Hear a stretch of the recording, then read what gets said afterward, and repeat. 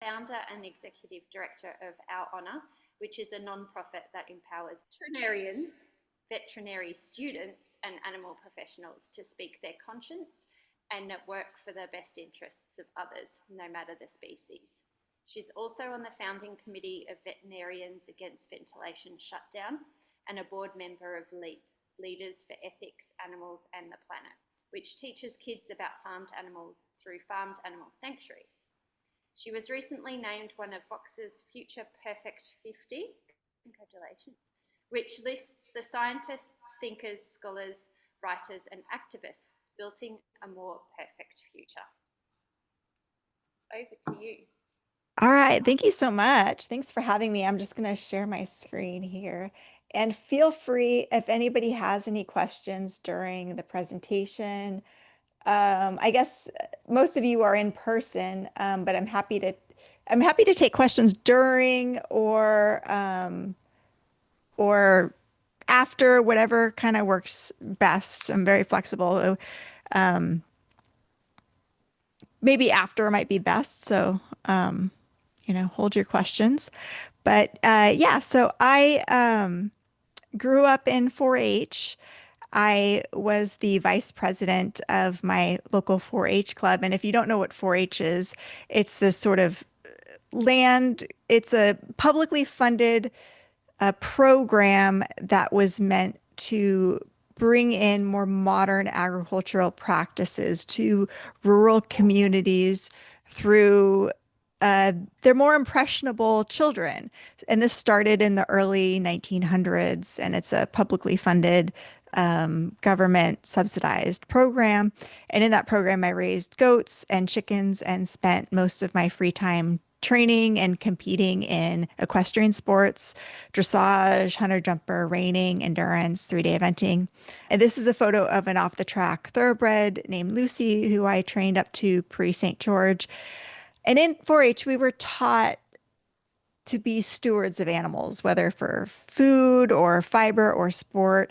That comes with serious responsibilities. That means providing food, clean water, shelter, veterinary care, and when the time comes, ensuring a quick and painless death. But today we're going to be talking about modern intensive industrial animal production, where we now raise animals in such overwhelming numbers that producers cannot ensure these things for their individual animals. And this doesn't just affect animals, it affects our public health and our food security as well. So we're going to be talking about avian influenza. And in Australia, you're the only continent that has not yet been hit with H5N1. There was one human case of H5N1 from a child who had contracted it in India and then returned to Australia, but no one has been infected in Australia yet. And Catherine Bennett, who's the chair of epidemiology at Australia's Deakin University, said, what makes Australasia better positioned than other countries is not just its status as an island continent, but also its people's commitment to One Health.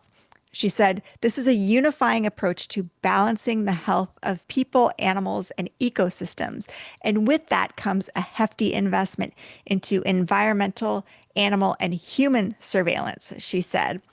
But Professor Gemma Gohegan, who's an evolutionary biologist and virologist at New Zealand's University of Otago, said, I think it's a matter of when and not if. We are part of a very important migratory flyway, and these birds migrate here in the thousands. So I hope I can share with you my experience in dealing with bird flu in the United States, and in particular California, a region that has been the epicenter of the virus. And I hope you will learn what we did wrong in the US and what we are continuing to do wrong in dealing with this virus, which is putting your continent at risk.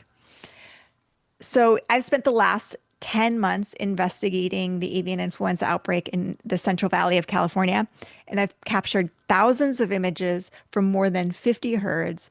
And this work has garnered dozens of stories in the media, including Vanity Fair, Newsweek, The Guardian, Business Insider, and more. And a few months ago, we were on 60 Minutes, and it aired a story that included my footage.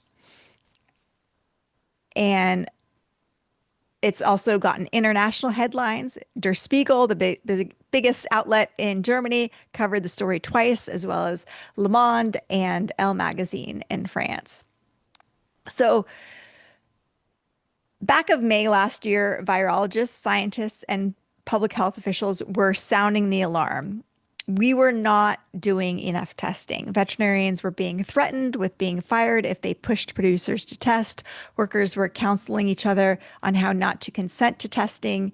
They couldn't take time off work and lose that income if they tested positive. And there just wasn't the funding and resources to these regulatory agencies to actually do any testing. And here in the United States, we have the United States Department of Agriculture and Plant Health Inspection Service, and they tried to implement some disease tracking systems using electronic ID tags, and the industry pushed back hard. 69% in this informal poll said that they would not comply with this testing. And various animal ag influencers responded saying, don't let them fool you. These EID tags have nothing to do with animal disease and everything to do with control. This is a liberty issue, plain and simple. So are we veterinarians being too sympathetic to these industry interests and not willing to push back against them to protect public health? So Scott Gottlieb, a former U.S. Food and Drug Administration commissioner, put it this way. He said, there's always a tension between the human health people and the animal health people. The human health people would swab anything, and the animal health people worry more about the economic implications. So should that be the veterinary profession's reputation? I'm embarrassed, but it's definitely true.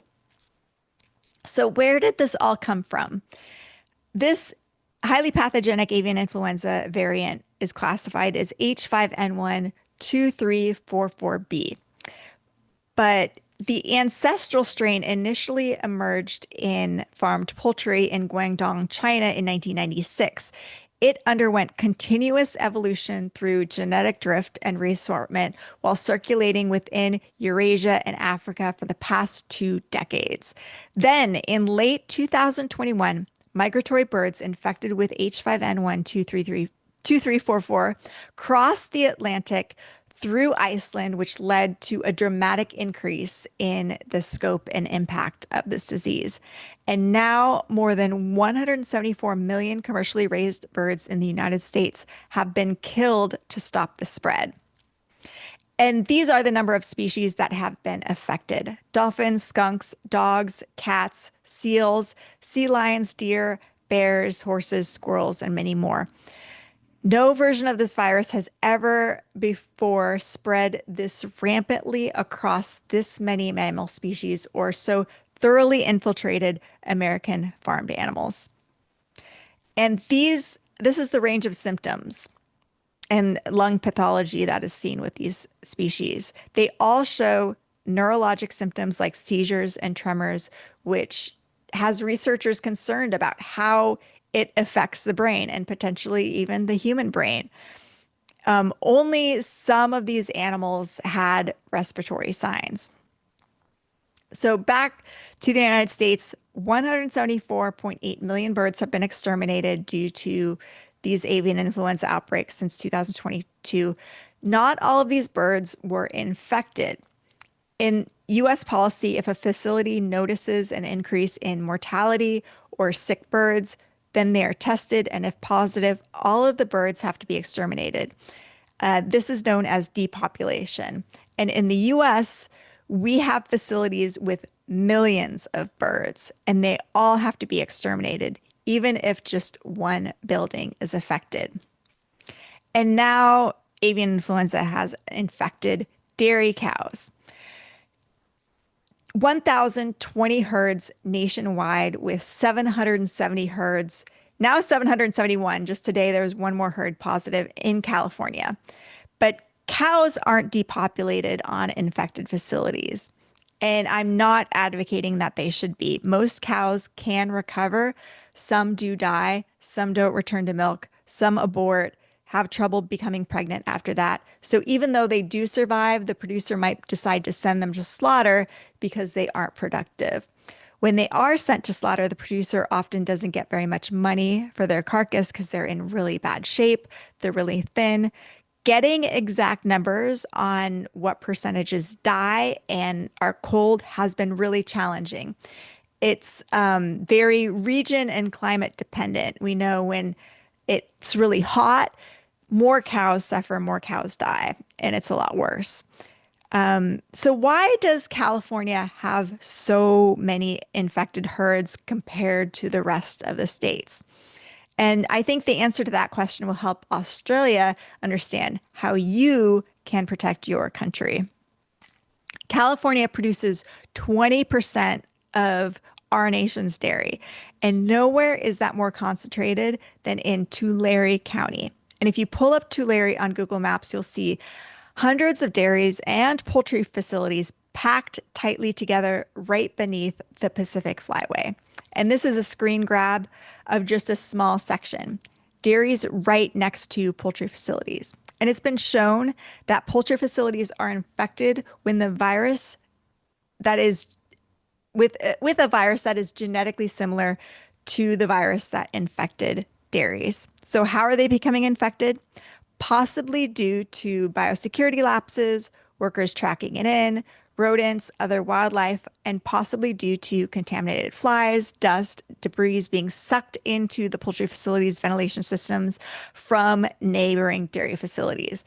But is it ever possible to make a facility like these huge poultry facilities virus tight? So the California Central Valley wasn't always this patchwork of mega farms. This used to be a lake, Lake Pashi. It was the traditional homeland of the Tachi-Yucca tribe, once the largest tribe in California. And Lake Pashi covered 512,000 acres. That's 800 square miles, twice the size of Lake Tahoe. It was the largest freshwater lake west of the Mississippi. And for generations, this lake sustained the Tachi people. It was their food source, their culture, their life. But then came agriculture. Canals, dams, and diversions drained the lake dry. The water was rerouted to grow feed crops and support industrial farming. In this process, the land was stripped of water and life, and the Tachi's food sources vanished. And so did the fish and the birds, the wild animals that once thrived there. And what took its place? Rows of mega dairies and poultry facilities. And in 2023, heavy rains and record snowmelt brought something extraordinary. The lake returned. For the first time in generations, Lake Pashi began to fill again, reclaiming part of its ancestral space. The effects were devastating, especially for the industry and the confined animals who had taken its place. This aerial shot shows the scale of the flooding. Roads disappeared, paddocks turned into lakes, lagoons overflowed. For California's dairy industry, the damage was massive. Estimates put the losses at $20 billion to the state's #1 agriculture sector. And some might say, let's see if this will play. Karma didn't stop there. In 2024, avian influenza started affecting dairy cows in the state. And in October 2024, I traveled to the Central Valley to document the illness. And this video is of a cow in Tulare, and you'll see she has nasal discharge and 2 aborted fetuses, both symptoms of avian influenza. And this was taken in the afternoon. And when I went back at 9 a.m. the next day, those fetuses were still there. And you also see a lot of flies buzzing around. So how is the virus spread from cow to cow and between facilities? 85% of H5N1 research is spent in a laboratory setting. And that's just not where you're going to figure these things out. We we collect the most important data on how this works and how it's transmitted in the field. And this paper is a rare example of researchers doing just that. And this paper came out a few days ago. And I'm going to talk about what this paper shows. And let's do it while we're actually watching what a US dairy looks like, because I think this is important to understand how it's spread. This is a video I took in June at Fair Oaks Farms in Indiana. And this paper found the H5N1 virus was detected not only in milk, but also in air and wastewater on dairy farms. Transmission is likely through contaminated milking equipment, aerosols in milking parlors, because you have basically the milk has 10 to the 8th virus particles per milliliter of milk. And in a milking parlor, the milk is aerosolized all over the place. And it's also exhaled in the breath of infected cows. It's also in the reclaimed wastewater used in irrigation of fields and cleaning. It's found in the milk rinse water in sump pump pits, irrigated fields, manure lagoons used by migratory birds and grazing cows. Infectious virus was detected in 2 wastewater sites, suggesting potential for environmental spread to humans, wildlife, and other cows. So infected cows can be asymptomatic, they found, without signs of mastitis, which we previously thought, oh, if a cow has mastitis, you might want to think about avian influenza. But we're seeing cows that don't even have mastitis are positive for it. We used to think that milk equipment was the sole driver, but that could never be replicated in a lab. So we know that it's being spread through other methods than just the milking equipment. And workers are obviously exposed via inhalation of these aerosolized milk particles of the cows breathing. Environmental contamination with infectious virus adds this risk of broader spread to wildlife and human populations. So these researchers were recommending disinfecting milk equipment between cows, obviously using these backflush systems that interrupt the transmission cycle by disinfecting equipment between the cows and minimizing the spread. PPE for farm workers, especially eye and respiratory protection in milking parlors, and isolate all infected cows, even if asymptomatic. So how are you supposed to do that when we don't have any point of care test, which is why we've got to develop some sort of test like that where producers can test cows in real time. And they also recommended treating and containing wastewater before reuse. And this is a really interesting graphic that was shared as part of the study. It says 3 of the 12 cows that were in the study were sent to slaughter during the sampling efforts. They didn't say that they were euthanized. They didn't say they were cold. They said sent to slaughter. 1 was on antibiotics for mastitis. So were these carcasses condemned at the slaughterhouse, or did they enter the food system? We don't know. And that's also a pretty high number. They have 12 cows that they were following because they tested positive, and 25% of those ended up being sent to slaughter. Why? Were they doing really poorly? I mean, it brings up a lot of questions here. This is another video from a facility that I took right across the street from a big poultry facility that depopulated 2 million birds due to avian influenza. And you can see just a huge number of birds, wild birds, and the cow in the background drooling. And sure, happy cows lay down, but these cows are not chewing their cud. They're not ruminating. And watch, if you can, watch her respiratory rate. It's greater than 60 breaths per minute. And this is the poultry facility next door. Across the street, I should say. And these buildings you can see are huge. 3 stories. They depopulated 2 million birds at that facility, and they got $10 million in government bailouts for doing that. And these are photos that I shot of workers cleaning up the depopulation site. Some are not even wearing masks. And H5N1 stays on duck feathers for 160 days, and it can stay on surfaces for 120 days. And in the US, we have OSHA, which stands for Occupational Safety and Health Administration, and they set guidelines for workplaces, and this is clearly a violation of their guidelines as well. This big balloon in the background is a dairy digester, and California incentivized the expansion of these, and they basically capture methane on these manure lagoons. And millions were handed to dairies to cover up these manure lagoons with these tarps to capture this methane. So this led to an increase in consolidation and expansion of these dairies.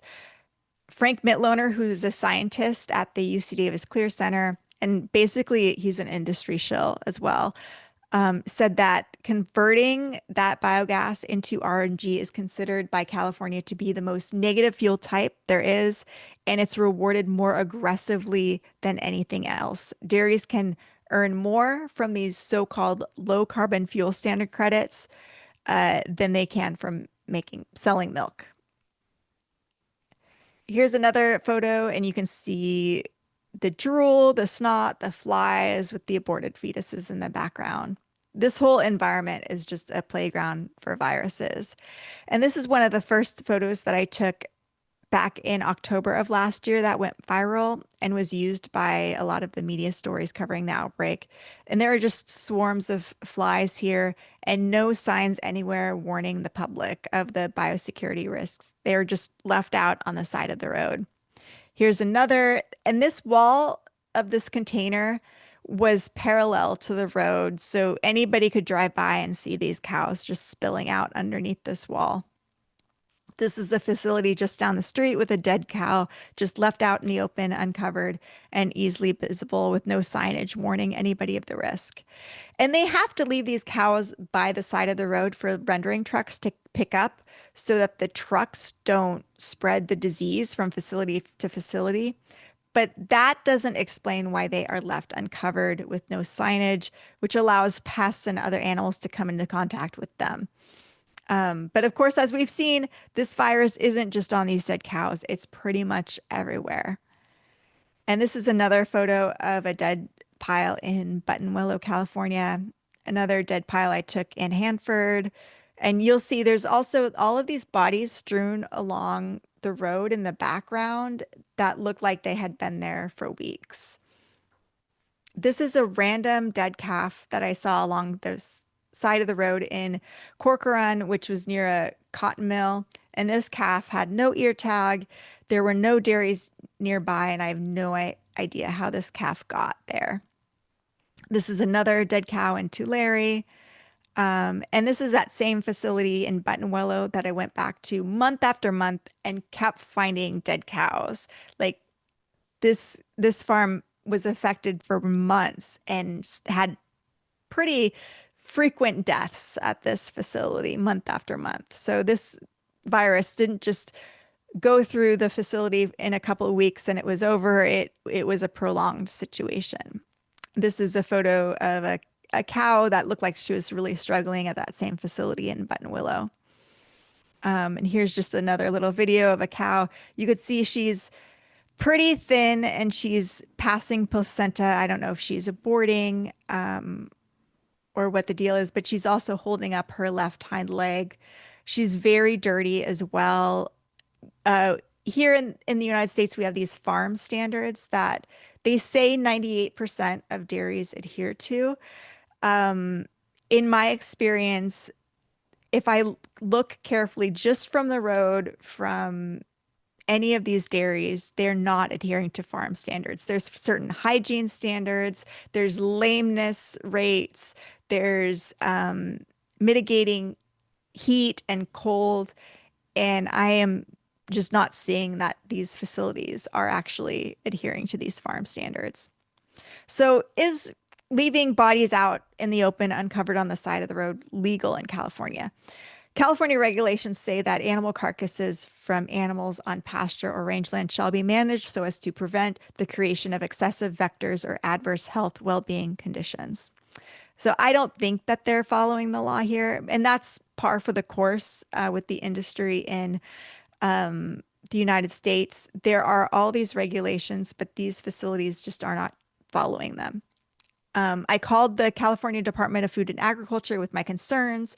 I got no response. I wrote a letter to the California Department of Food and Agriculture recommending that the carcasses be covered to reduce the risk of viral spread to wildlife and other animals, recommending the application of fly repellent and biosecurity signage, warning the public and workers of the risk.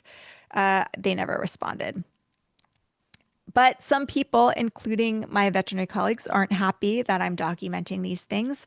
TDF Honest Farming is a page with more than 1 million followers, and they posted screenshots of my Twitter account showing these pictures of the dead cows that I took, saying, just a heads up, for those of you in California, this vegan veterinarian is taking photos of your farms. This person replied saying this vet should have her license revoked. Posting photos like this is a breach of confidentiality. If your medical doctor was doing this, they'd be facing criminal charges.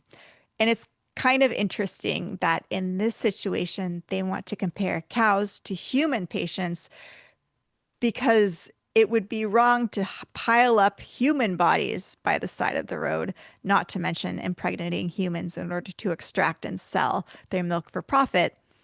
This other person says, hey, folks in California, only you reporting her is going to get her license revoked, as your voice has more weight than those outside the state. This person is my veterinary colleague, and she wrote, she's not their vet. She's an activist. She doesn't have a patient-client relationship, so no breach. She's a horrible stain on my profession, however, and is very well known and widely avoided by other veterinarians. I would disagree with that. I was asked to speak at the largest veterinary conference in the country, not quite widely avoided.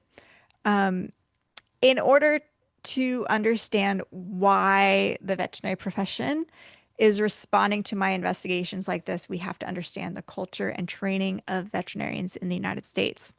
One veterinarian who graduated from Cornell College of Veterinary Medicine told me about this story the other day in response to an article I wrote. And he said, I'm still haunted by my vet school days when we tried to adopt our surgery sheep to live on our small farm after non-terminal procedures were performed on her, and even got to the point of considering stealing her rather than letting her be euthanized after our entreaties to the faculty were rebuffed.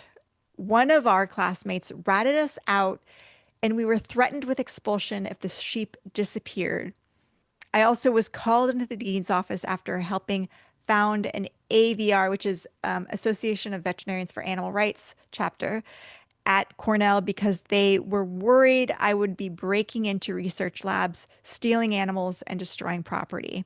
The messages were clear. Animals were a means to an end, not an end unto themselves.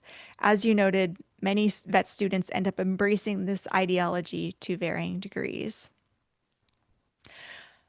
So when we talk about avian influenza, this is a really important concept because this human tendency to derogate the do-gooder has profound systemic implications. And you will see how it has affected our policies related to the way we produce food and handle infectious disease outbreaks.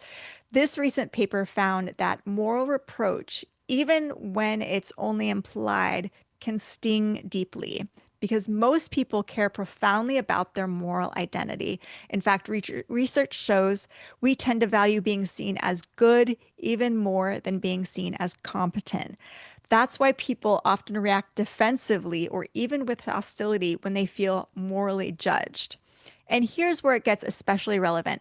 Those who take strong ethical stances, what the paper calls morally motivated minorities, can trigger resentment in others, not because they're wrong, but because their presence alone can feel like a silent challenge to the status quo. So this raises important questions for us as veterinarians. How can we advocate for animal welfare, public health, or principles like the three R's when human nature itself tends to derogate the do-gooder?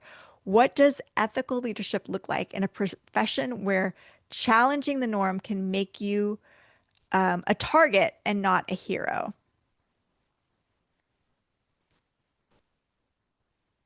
And this just isn't just a veterinary problem.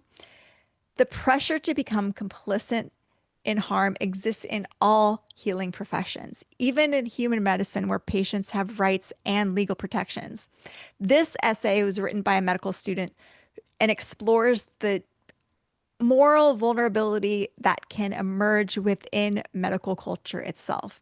It has been well documented that as students progress through their training, they often become less empathetic, not more. The structure of medical education, its hierarchy, pace, emotional repression makes students acutely susceptible to becoming complicit in the face of harm or even actively participate in it. And history shows us what it can look like. Physicians participated in torture at Guantanamo Bay.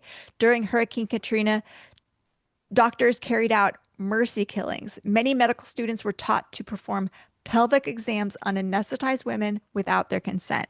And in World War II, 7% of German doctors joined the SS compared to less than 1% of the general population.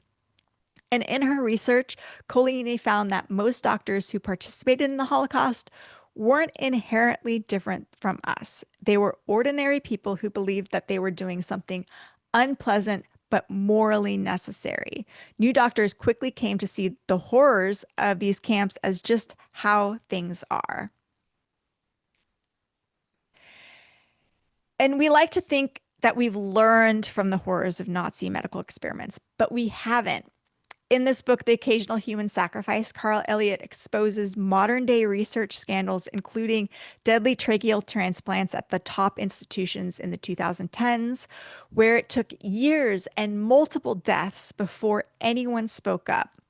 Elite institutions often inspire loyalty over ethics. The higher the cost to get in, the harder people cling to the belief that it was worth it. So, what can we learn from this? Question your school. Don't just obey and simp for your school, your employer, your title, especially when the stakes are life and death.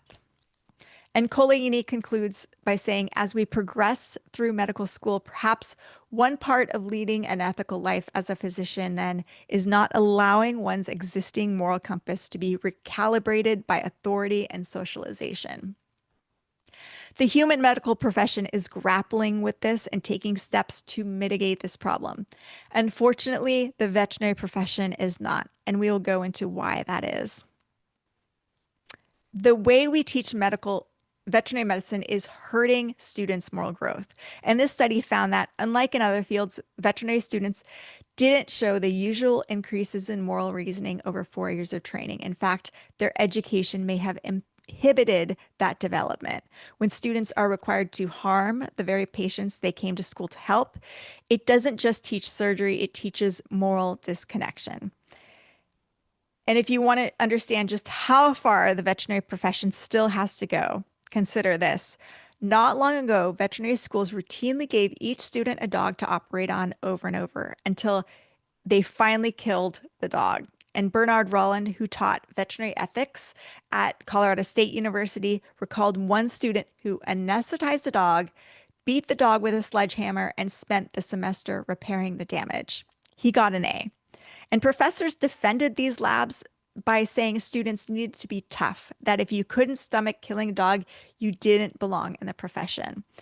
And components of this legacy still exist in veterinary medicine today.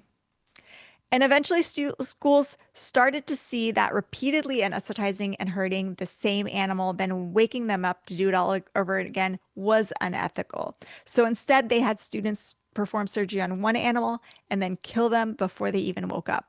This was seen as more humane. But many students refused to accept this logic. And there are many conscientious objectors like Dr. Kirsten Rosenberg at UC Davis, Dr. Britton Hammett McCurry at University of Georgia, and they changed their school's policies. And researchers like Dr. Andrew Knight have since shown that students learn just as well, if not better, using humane alternatives. And research shows that students often feel uneasy about terminal labs, but afterwards they justify it to themselves by saying it was a valuable learning experience. So when someone suggests that killing animals for practice isn't necessary, it can trigger a lot of defensiveness.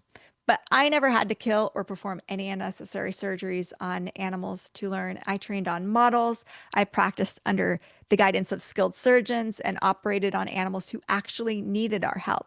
And now surgery is my favorite part of practice, and I get to teach it.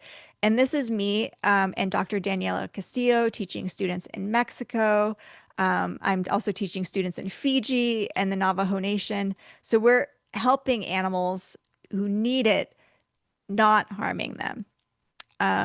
And more schools are moving away from powerful laboratories, but we'll publish a paper pretty shortly that shows that the vast majority of schools in the United States still do kill animals in student training. Bradley Miller, who is the founder of the Humane Farming Association, says, teaching a child not to step on a caterpillar is as valuable to the child as it is to the caterpillar. But the AVMA, who holds the power to accredit veterinary schools and approve their curricula in the United States, denied the talks by experts like Dr. Andrew Knight and Nick Jukes, who submitted lectures to their convention on humane innovations and alternatives to animal use in education. But luckily, I think things are changing in the AVMA, because this year I just went to the conference, the convention, and they did have extensive talks on alternatives to animal use in education. So that was very promising. But the AVMA still is the most powerful force in veterinary medicine, and it decides which schools get accredited. It has over 1,000 members, and it influences our legislation and animal policy in the United States through its own political action committee. But who controls the AVMA? It's not veterinarians. It's companies, names like Cargill, the biggest agribusiness company in the world, Merck, Elanco, Boehringer Ingelheim. These corporations influence the AVMA. So how does that ultimately affect how bird flu is being managed in the United States? We don't vaccinate because of concern for losing export markets. We have a stamping out policy. That means if some birds test positive at a facility, all are exterminated as quickly as possible. And because of AVMA policy, the most common method of mass killing these birds has been ventilation shutdown plus. That's when they seal up buildings, pump in heat, and wait for the birds inside to die. How did we legitimize this? North Carolina State University researchers conducted a study in which birds were placed in boxes to see how long it would take them to die. Death by heat stroke is excruciating for anyone, but particularly birds who have a brain cooling system that means they remain conscious for longer while their body is dying. I wonder if this video will play. Let me see if I can get this to work. I mean, this is horrifying, but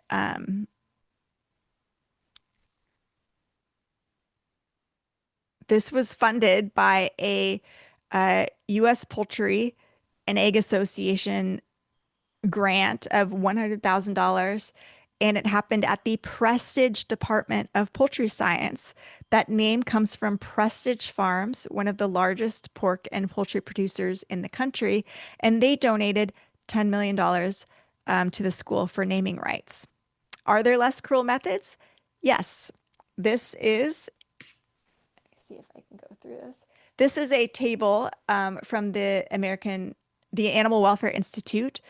The least cruel method is nitrogen gas or nitrogen foam. Why aren't we using these less cruel methods? So these nitrogen gas, nitrogen foam, inert gases, they just replace the oxygen. The birds basically pass out. and die of lack of oxygen, but they don't suffer. It's not like CO2 where it's acid and it burns their trachea. But we don't use these methods because the American Veterinary Medical Association allows for heat stroke based killing um, to be used in constrained circumstances. And the constrained circumstances weren't well defined. So a corporation simply failing to put plans in place to use less cruel methods meant that killing with heat stroke could be used. But why does the AVMA dictate government policy? Because the United States Department of Agriculture, a government agency with a mission to protect food production and expand markets for food producers, pitched in $36,000 to write this document. And this shapes national policy and determines that producers get taxpayer subsidized indemnity payments, bailouts when their animals are killed during disasters, outbreaks, and emergencies using these AVMA methods. So as long as the most cruel methods are allowed, producers use it and they get bailouts for it.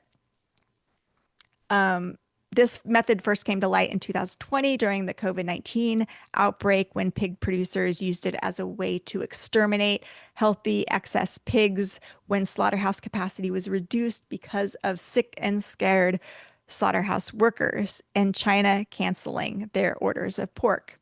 The industry knew they needed legal protection from animal cruelty laws for what they were going to do to these pigs. This is an email we obtained via Freedom of Information Act request. Liz Wagstrom of the National Pork Producers Council writes, I did suggest our state execs study the animal cruelty laws in their states to determine if there would be liability to prosecution if they practice VSD or even mass euthanasia. I've been staying awake worrying about this too. And this is another email we received from Harry Snelson, Executive Director of the American Association of Swine Veterinarians, commenting about the AVMA's statement about ventilation shutdown. And he says, I agree, Lisa, it's wordy, but it's supportive of the situation. And I agree, coming from the AVMA, it's going to take a veterinary perspective rather than a producer perspective. And I think that's what we want for producers. It will provide the professional support for what we are likely going to have to do. So veterinarians were giving this industry the social license to operate and to do this. And when activists released hours of audio and video recordings of pigs screaming while they were dying inside of heat stroke, Iowa Select Farms communications director Jen Sorensen assuaged outrage by assuring the public that veterinarians and production well-being professionals are overseeing the process to assure accordance with the American Association of Swine Veterinarians and the American Veterinary Medical Association. Many veterinarians were horrified that our profession was being used to legitimize mass killing by heat stroke, so we formed Veterinarians Against Ventilation Shutdown. Over 2,000 veterinarians have signed on, and we asked the AVMA House of Delegates to reclassify VSD as not recommended. But they voted to put the question back on the panel of depopulation to answer. More than 4 years since then, only a draft has been released, but no final guidelines, and more animals have been killed using this cruel method. But what happened to me while I was doing this? This meme went around about me. I was banned from veterinary Facebook groups that I relied on daily to network and share information about cases. And it says, beware, Crystal Heath has an agenda that doesn't include anything positive for the profession. We recommend you block this person, Crystal Heath. And I was blocked from veterinary Facebook groups and not allowed to comment and defend myself and set the narrative straight. My critics were likely hoping I would back off and become less vocal about animal issues and end up leaving the profession altogether. But I was lucky enough to have connection with the media. I told my journalist friends who worked with Glenn Greenwald about this. Glenn Greenwald is a Pulitzer Prize winning journalist for his work reporting on the National Security Agency's surveillance programs based on documents leaked by Edward Snowden. So he wrote this article in The Intercept detailing the retaliation I faced. But despite all of this coming to light, I still face backlash from the veterinary profession to this day, 5 years later, I've been barred from conferences and symposiums and had my talks canceled by the AVMA. But of course, I am allowed to speak at non-AVMA conferences, so I'm doing okay. Yet, despite all this media attention, the AVMA has doubled down on their endorsement of VSD. One AVMA leader said on a public forum in response to my post about VSD, mass poultry depopulation by ventilation shutdown in combination with a secondary method is considered humane and fully supported by hundreds of veterinarians who worked on this reference committee. But is that true? In a poll of 3,059 veterinarians on the Veterinary Information Network, only 1.1% believed VSD plus is an ethical and humane method of depopulation. 23.5% believed it is neither ethical nor humane, but may sometimes be necessary, and 42.2% believe it is neither ethical nor humane and don't believe there is ever any valid reason for its use. We submitted another petition to the AVMA House of Delegates asking that they, in the interim, while they were writing the guidelines, it's been years now, that they reclassify heat stroke as not recommended. This petition was not allowed to be heard at all. And in the next meeting, they actually changed the House of Delegates manual to say the House Advisory Committee may determine that a proposed resolution is out of order if the resolution is substantially similar to one previously presented to the House of Delegates, or if the resolution is outside the authority of the House of Delegates. In such a case, the proposed resolution will not be presented to the House of Delegates. Why did they do this? One theory is that they realized they had shaky ground to deny our petition, so they decided to codify it in the manual, once again, moving the goalposts. And some House of Delegates members that I spoke to were not even aware of this change. So to understand the culture of the AVMA, I'll play this video of Sia Johnson, the director of the AVMA's Animal Welfare Division, speaking at a June 2022 Animal Mortality Management Conference.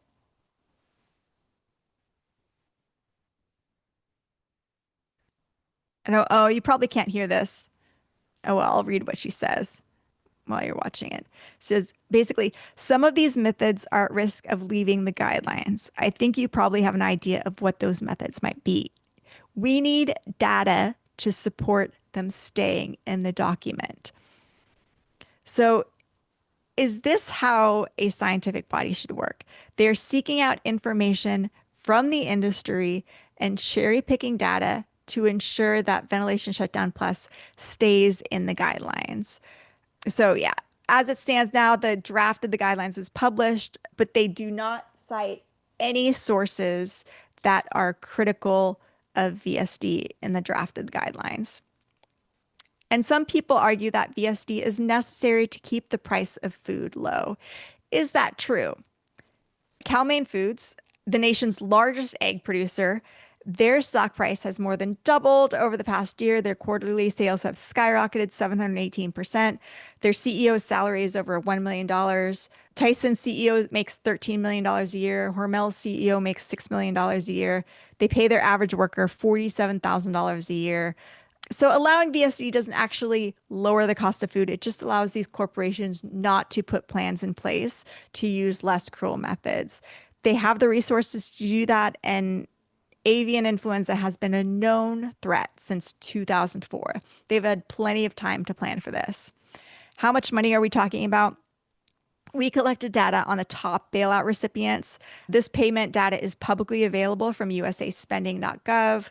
The biggest bailout recipient was Jennie-O Turkey Store. They received $120 million. Herbrooks Poultry Ranch came in second with $89 million.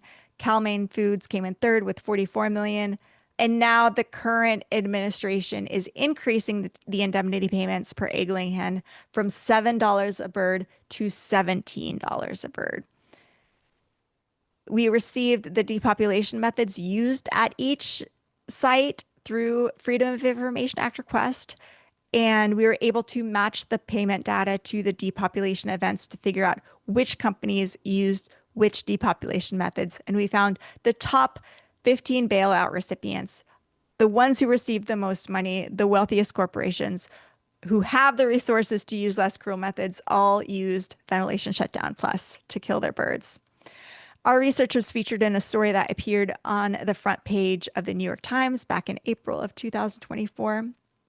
So let me just reiterate how this system of incentives works.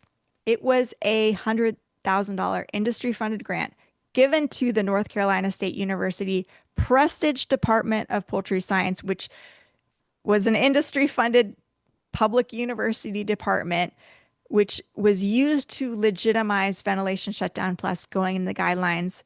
When when these methods are used, producers then receive bailouts for the losses of their birds in the form of indemnity payments. So basically, they are funding the very research that will ensure that the cheap methods they use give them money back in return. And I don't think that that's how science should work. So in allowing these cheap, cruel methods, are we just incentivizing an outdated method of protein production? In this 2022 paper, Dr. Matthew Hayek of the Department of Environmental Studies at New York University, he discusses the infectious disease trap of animal-based protein production and explains as corporations work to increase demand for animal protein, industries clear more forests, opening the door to zoonotic spillovers from wildlife to humans. At the same time, intensification or packing more animals into tighter spaces drives down prices, which then fuels more demand because animal-based protein consumption is elastic with respect to cost. So even when we try to conserve forests by intensifying animal-based protein production, that also creates the perfect breeding ground for viruses like avian influenza to mutate and jump species in these facilities that are packed with highly stressed, genetically similar animals. And the veterinary profession has been used by corporate interests to protect this method of protein production and this industry's social license to operate. So how does avian influenza jump species? Different species have different sialic acid receptors. Birds have the alpha 2,3 linked sialic acids, which are found in their intestines. Humans prefer the alpha 2,6 linked sialic acid receptors found in the respiratory tracts. Pigs have both types, making them ideal intermediates. They can be infected with both avian and human influenza viruses. And now we've discovered cows also have both. And if, say, a human was infected with a seasonal flu virus or a cow, we've seen cows are infected with human flu viruses as well as swine flu viruses.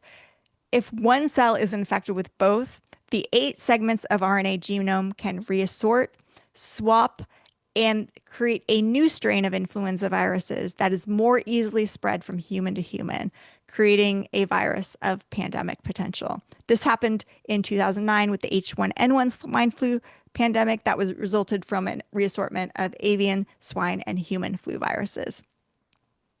Dairies are the perfect environment to transmit this to humans with this aerosolized milk in these facilities. And we used to think that, here's this image of this dairy worker who was infected with avian influenza. You can see his eyes are severely affected. And we used to think that the outbreak in dairy cows was just due to one spillover event from birds to cows. Now, through more testing, we found at least 2 spillover events have happened. And recently, a virus with the genotype D11 in dairy cows.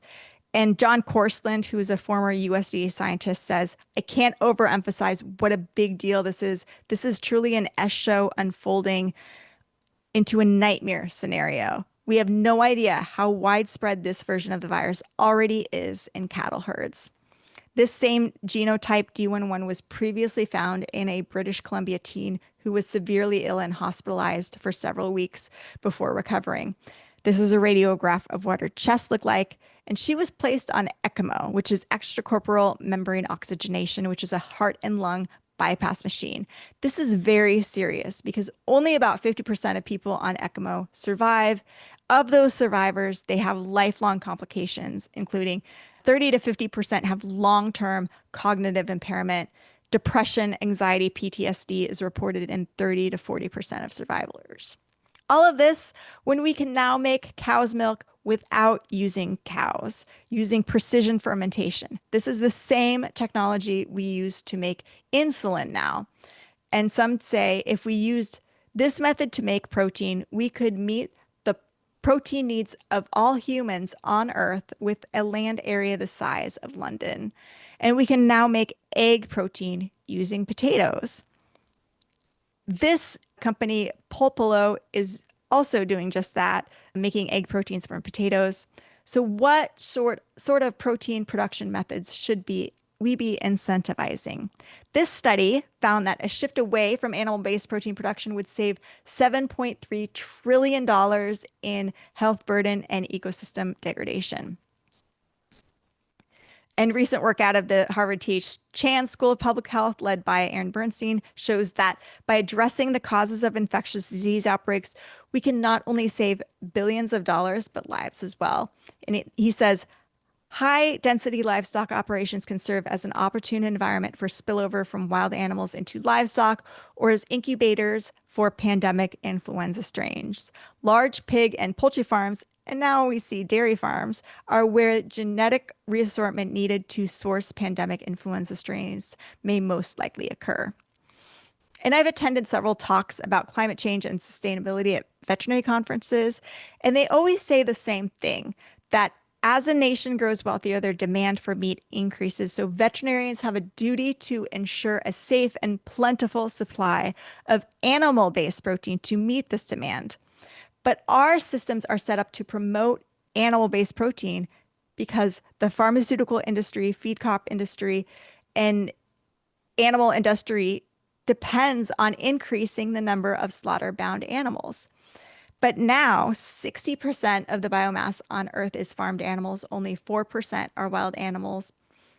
Of birds, 70% are farmed poultry, only 30% of wild birds are wild birds, and we have lost 83% of wild mammals and 50% of our plant species. So the historic model of the veterinary profession is this triangle with the man at the top, and really corporations should be at the top. Women and other animals ranked below in order of our moral concern for them. One Health teaches us that all life is interconnected. If we do something that harms one species, all of us suffer. Should the veterinary profession see to it that the interests of all species are protected? Researchers are now saying that we evolved to empathize with other animals around 100,000 years ago. When our survival depended on it, we could be strategic killers, but we were killers with emotional baggage. Seeing the suffering of the animals we harm weighs on our conscience. What if we structured the world in alignment with our nature to empathize with other animals? Speechwriter Matthew Scully, who has written extensively about animal issues in his book Dominion, says, when you start with a necessary evil and over time the necessity passes away, what's left? So how do we change things? How do we push back against these corporate interests? I say we need more animal advocates to join the veterinary profession. We grant the industry the social license to operate, and we can take it away. I love this job.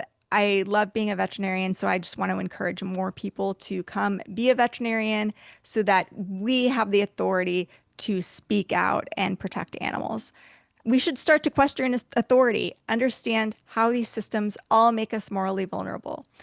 Let's empower and support those working for change and stop the bullying and retaliation, even when we disagree with those being bullied. Veterinarians have more public trust than animal activists. So we need to get the perspective of veterinarians voicing concerns about these things in the media. It shouldn't just be animal activist groups talking about these things. So let's challenge people to make up their own minds and not allow those in power to speak for us. And you can learn more about all of these issues and how we are pushing back by joining our weekly live streams from they're Wednesdays from 6 to 9 Eastern time, which might be a different day and time for you, depending on time zones. And I'll also put links in the chat for all of our social media. You can also check out our press here, ouronor.org/press, to see our recent news. We had 87 press hits last year alone. And that's all I have for you. And if you want to reach out, you can email me at cheath@ouronor.org. And I'm also happy to answer any questions here for anybody who's still around and has any questions. How you guys doing? We're good. Thanks, Crystal. Oh, sorry. Yeah, your all beings considered ends up being, depending on whether you're on daylight savings time or not, about 10 or 11 in Oh, okay. Thursday morning for us. Oh, wow. Well, that's maybe you'll be in school during that time, but you can always watch the recordings too. Yeah. And I just put links to all of my social media in the chat too, if anybody wants those. But are there any questions there? I do.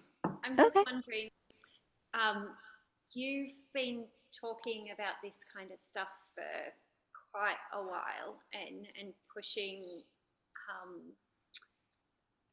I guess, the looking at alternatives to animal-based protein and looking at making our agriculture system better for the future. Other than speaking and consistently kind of speaking up and driving that forward, is there anything else that we can be doing? Or is it one of these things where we have to wait for a certain precipice for us to actually, the majority of people to take notice? I don't think we need the majority of people to take notice. It really only takes, I think if we get, I think most veterinarians are already aligned with us. We just have to get them more active in talking about these things. We've seen the success of the cage-free campaigns in getting companies to make these cage-free commitments and all of these things. We need to start asking companies to make egg-free commitments. Like, there's no reason that there should be animal products and baked goods. We can be asking companies, businesses to remove animal products from their menus, removing animal products from their ingredients, because that's the way we will they'll it'll be more economical for them too with all these infectious disease outbreaks. We can make those economic arguments to them, but also regulation is so important. We can speak to government and get them to do things like banning certain methods, preventing large intensive animal protein production facilities from expanding.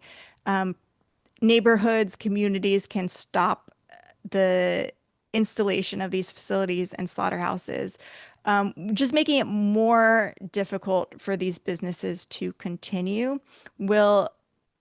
These executives will see which way the wind is blowing, and they'll be like, okay, it's smarter for me to invest in animal-free methods of protein production. And it doesn't take a majority of people to do this. I mean, there's various social change researchers who talk about like 3.5% being the number for nonviolent revolution. But we can, even if we just have a small percentage of the veterinary profession speaking out more regularly about these things, pressuring their local veterinary medical associations to change their policies to support things like animal protection legislation, declaw bans. All of us should be going to our local farm from public roads, filming what's happening there and showing how they're not following the laws. That's the thing that's happening right now. All of these facilities are breaking the law and nobody's holding them accountable. And there's so many things that we could be doing, and we just need to start doing them. All of us have the power to do this. And, connecting with we connect with a lot of animal lawyers. If you're known as like the veterinarian who will stand up to corporations, the animal lawyers love you as an expert witness. If you're not afraid of you sitting on the witness stand and testifying against these powerful corporations, like you'll have plenty of work, you know? So, yeah, there's so much we can do. So I hope that answers your question. Yeah, thank you. It does.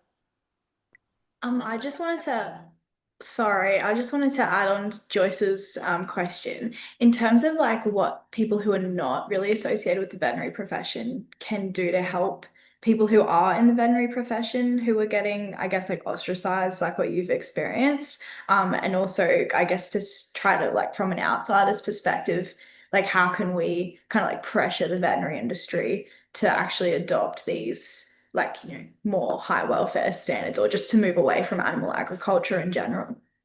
Yeah, there's so much like just talking to your local vet, Mm. helping us make things like flyers that people can drop off at their local vet to help educate all veterinarians about these issues. And when veterinarians hear from clients and regular people, like they care about these issues, they want me to take a stand on them, that Mm. can pressure them to take a stand.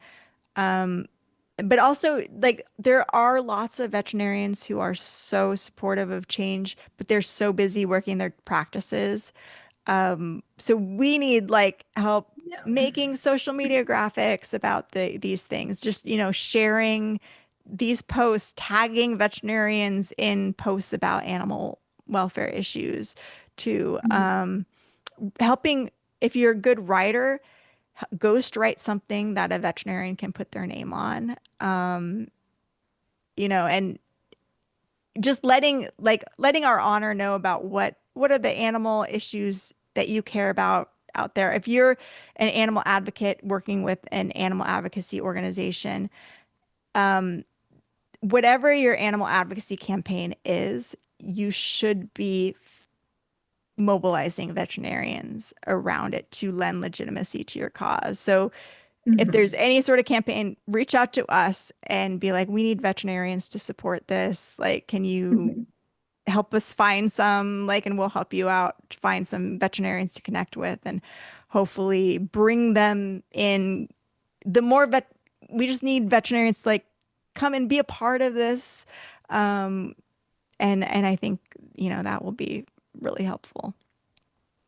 Yeah, that sounds good. Thank you. Just as a bit of a follow-up, is this just for land-based animals, or can you, I guess, do you have a network of veterinarians who would speak out about, I guess, marine animal issues as well? Yeah, absolutely. For like farmed fish, there's Aquatic Hmm. Life Institute and just and wild caught fish too. They do a lot of great Cool. work, but we also have a lot of fish veterinarians who are very interested in that. And we've also done like captive wildlife, captive marine mammals, advocacy, stuff like that too. Mhm. Okay, Yeah, amazing. Cool. that. Thank you. Yeah. Anything else? Hello. Hey, so I was just curious, how do you broker a conversation with clients who really want to feed a raw carnivorous diet to their pets? Oh man, it's so hard. And sometimes you just have to pick your battles and know if you have to develop that trust first. And if they don't trust you, like it's going to be hard. But I think mostly just speaking from your experience, like say, hey, I've had a lot of clients come in here who've fed their dogs these raw meat-based diets. And let me just tell you, like, what I've seen some foodborne illnesses, salmonella. Their kids have gotten sick from the salmonella from these things. Did you know that we have various stats in the United States, 737,000 foodborne illnesses in the United States come from pork. So, sharing any statistics about Campylobacter, um, it's that's sometimes they're not going to listen. They're bought in, and you just have to not get too frustrated. Sometimes you can't win. Sometimes the best thing you can do is like if you're on social media, make a video about it, like explain it all, share, good social media content that you've seen about these things. But ultimately, you you just have to pick and choose your battles, unfortunately. Don't get too hung up on it. Don't lose trust with the client. If the client trusts you, they'll keep coming back and maybe they'll reconsider over time. And what's the culture of your veterinary office too? If you can have like some videos on your waiting room screen that just educate in a non-judgmental way about like the facts about foodborne illnesses and things like that. That's not like people who feed their dogs raw meat are stupid, but it's just like, hey, did you know that Campylobacter infections, blah, blah, this many. Salmonella infections. We're seeing a lot of dogs with salmonella infections from raw meat. Are you at risk? Like that sort of thing. So hope that helps. Yeah, thank you so much. Mm. Could I actually have another question that is, Uh-huh. I'm sorry, I came in late, so I'm not sure if you Oh, covered, no problem. but with all the government cuts here in the States, what are some of the kind of, I may not be wording this correctly, but like some of the major roadblocks that you have been experiencing with that may have to do with the kind of that turmoil? Oh, there's so much. So we had one guy who was going to head the pandemic preparedness administration, and Dr. Jerry Parker, he was great, and he just resigned. And now there's like no pandemic preparedness. The CDC already wasn't testing enough as far as avian influenza, and the workers, they're mostly in charge of the human aspect, and the workers, I'm just worried they're not going to be testing enough. The Trump administration did fire a lot of people, then rehired a lot of people back, but a lot of people were just like, I'm out of here. Um, the it's interesting. I was just I was tabling for the federal vets and got to talking with somebody because I'm trying to apply for the federal government right now just to see, what happens. I applied, haven't heard anything, but the FDA, they have agreements with drug companies to approve their drugs. And right now, drug companies can't get their stuff approved because there's just not enough veterinarians like able to process the paperwork. But the drug companies like pay like $500,000 a year to the FDA to do this. So it's a moneymaker for the FDA. And so now the FDA is trying to hire like 60 veterinarians supposedly, but there's such a scramble. There's all of this turnover. Vinny Prasad just left. So it's nuts. There's, speeding up the line speeds of the slaughterhouses. They're not washing the salmonella off the chicken like flesh. There's so many things. So who knows what's going to happen? Um, that's all I can say. It's a disaster. Well, thank you. I was curious because we're hearing of all of these cuts and this, yeah, and I think it wasn't it the task force that was actually studying bird flu Yeah, that they were all fired and by then, mistake.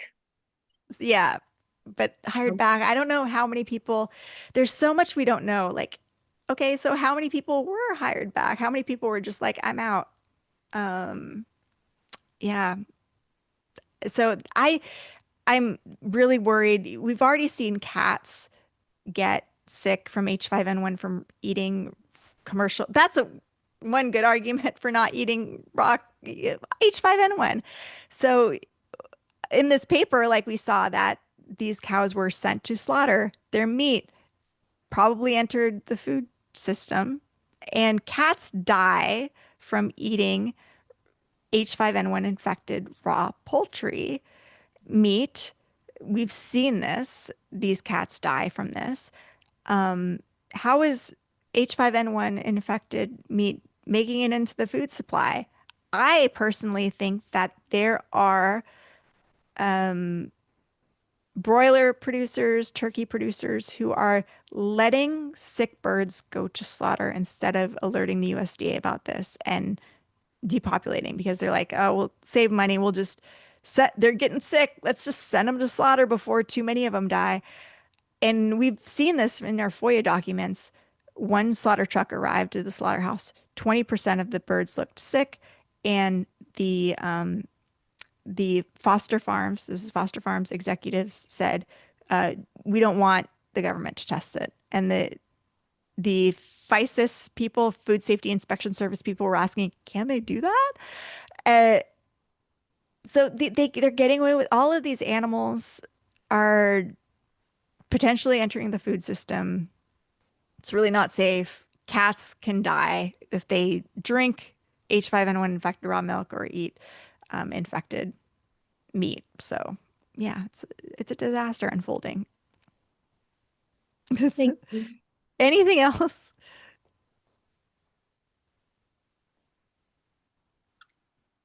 Crystal, can I just ask a question about vet school? Yeah. So, the main issue that I'm coming up with at the moment is the fact that when I speak to the faculty, I'm kind of painted, well, not kind of, I am painted as the one whose views are extreme, or that I'm extra sensitive, or I have an alternative perspective. And when one of the faculty members spoke to the first years, he said that the vet school tries very hard to cater towards people with alternative perspectives, and that's why we have the conscientious objection program. And so my issue with this is that the person, myself, asking for the most ethical practices is painted as alternative, which then kind of shows the rest of the students that that's something strange and out of the ordinary. And yeah, so what would you suggest going forward with regards to this? First, well, I mean, it's so, I wish I was there so I could see, like, and especially like what practices are you talking about specifically? Because I would say, like, no, first of all, like, would they want the general public to know what these practices are? Would most of the general public be horrified by this? Then if they would, your views are not an extreme. Your views are in line with society, and veterinarians have an obligation to serve the interests of society.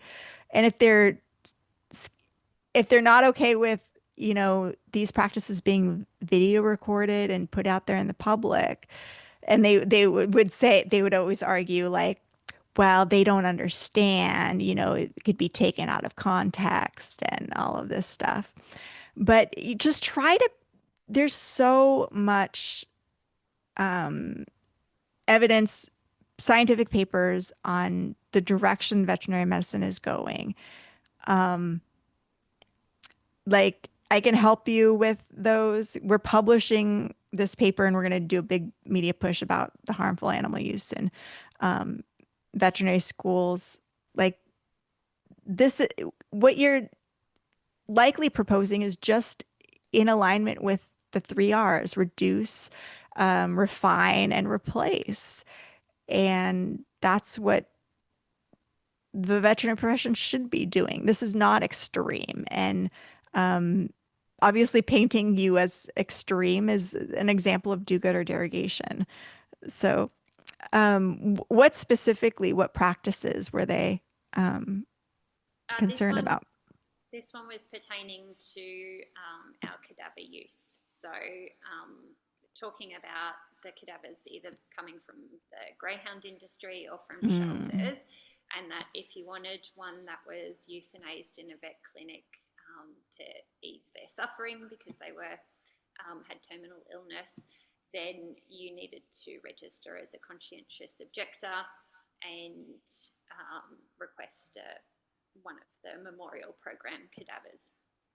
And I have spoken to the faculty, and they agree that using only memorial program cadavers would be the gold standard. So they already understand that that is the most ethical solution. Yeah. However, when they talk to the students, they still paint that as the alternative perspective, rather than something that we should be aiming for. Yeah. I mean, I know it's kind of you worry about like the students being the one to like email the professor and bring that up, because then you're gonna get the do-gooder derogation.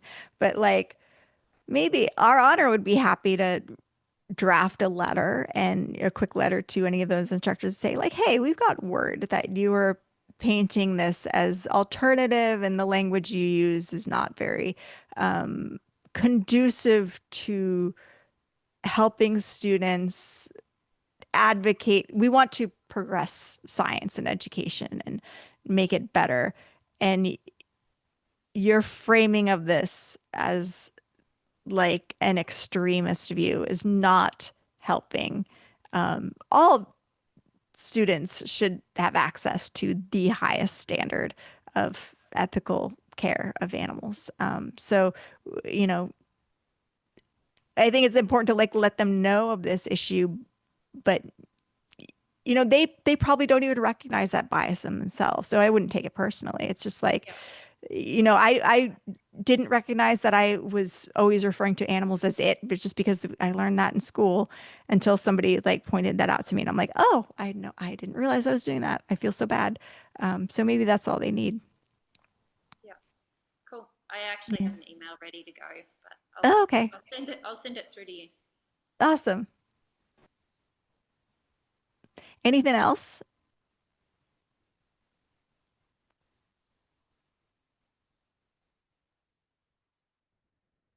Well, if not, thank you all so much for coming.